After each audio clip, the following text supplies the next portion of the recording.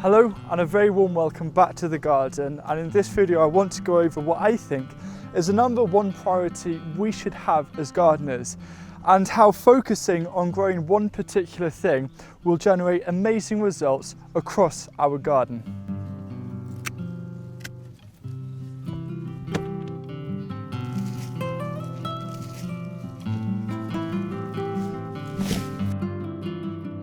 What is this one thing? Well, let me give you a clue. It's to do with this hoodie, and to grow better vegetables, it isn't complicated rocket science, it's simple soil science, and having an understanding that the health of the soil has a direct influence on the health of our vegetable garden. And I'll be chatting more about this hoodie a little later on in the video. As you know, the way I garden is hugely inspired by the principles and design systems that come from permaculture, and I'm a firm believer in looking at what nature does well and how we can use those examples to our advantage when it comes to growing our own food. And any thriving ecosystem has one thing in common, and that is diversity.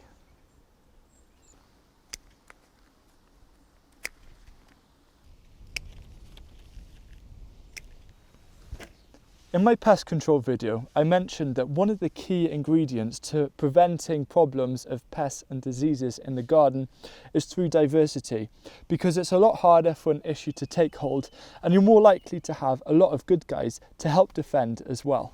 Now recently I watched a documentary called Kiss the Ground, and it offered a lot of hope, and there was one part which really struck a chord with me, and it was a farmer, Gabe Brown I believe, and I'm just going to paraphrase here. But he said that he thinks of himself primarily as a soil farmer, and his focus is on the soil, and any food that comes off that is a byproduct. And he's a firm believer that the healthier the soil, the better quality the food is going to be that's coming off that very ground. I believe that this perfectly summarises the attitude that anyone who is interested in producing sustainable food should have. Because if we focus on creating a healthier soil that is vibrant in life, then as a mere side effect, we're going to grow better crops, and these crops are going to be more nutrient dense. It's like us as humans when it comes to eating food, we have a choice. If we choose a healthy option, we get better nutrients, we feel better, and as a result, our immune systems are going to strengthen. And the same applies to soil. If we treat it right and respect it, the soil will become healthier.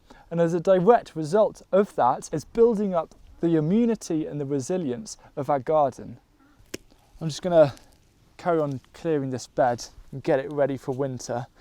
And as I'm doing this, I just want to draw your attention to the hoodie that I'm wearing. And today I'm actually launching an online store of clothing. We've got 5 really exciting designs, all based and inspired around gardening and permaculture.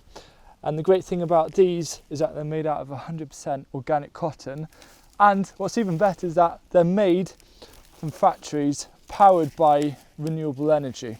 So if you'd like to get your hands on something like this, or choose a design that you really like, head on over to hughwichards.tmill.com and also enjoy plastic-free packaging and international delivery.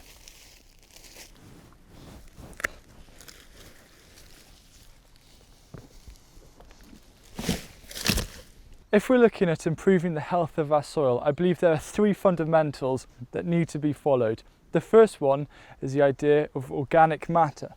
So organic matter is simply organic material, for example, plant residue that is beginning to decay. And this is high in carbon. And soil carbon is really important. Organic carbon is crucial because what it does, it adds structure to the soil, which means that you have better aeration, better water retention, less erosion, and less nutrient loss. But also the carbon that you get from organic matter is what microorganisms use for energy to then break down the rest of the organic matter and release the nutrients which become plant available. You can use things such as chopped up plant materials, decomposed organic manure, and of course homemade compost to add organic matter to the ground. But the important thing is to remember what happens in nature. In a forest, when the leaves fall from the trees, they apply a covering over the top surface of the soil, and that's exactly what you want to do. So I did a video a few weeks ago which is about how to prepare your garden for winter, your raised bed specifically. And in that I showed the method of how I add organic matter, and also why it's really important to do things like keep the roots of plants in the soil and not pull it out. And you want to aim for a covering of around 2 to 5 centimeters or 1 to 2 inches of decomposed organic matter over your soil every year. The second fundamental to help build and grow a healthier soil is diversity in planting. As I've said many times, nature thrives from diversity. Diversity equals abundance. So we can take this idea from nature and apply it to our gardens by growing lots of different things in a relatively small space. And what this does is you've got a lot of organic matter in terms of different root structures. You can then either chop and lightly drop, or you can harvest this organic material at the end of the season to then put on your compost, to then put back onto the soil. And it also helps reduce pest and disease issues. And if you want to find out different planting methods that you can use that does just this, first you start with the collaboration video I did with Vera Hertink about how to start growing using polycultures. And the third fundamental is minimal soil disturbance. So if I was using traditional techniques of gardening where I'd put over a load of compost and then I kind of fork it in or dig it in, what it actually does is destroy the structure of the soil, and it can destroy the biology within the soil. This is why large-scale horticultural producers that plough often need to rely on fertilizers to provide the nutrients for the plants, because there's no biology in the soil or in the ground that does that job.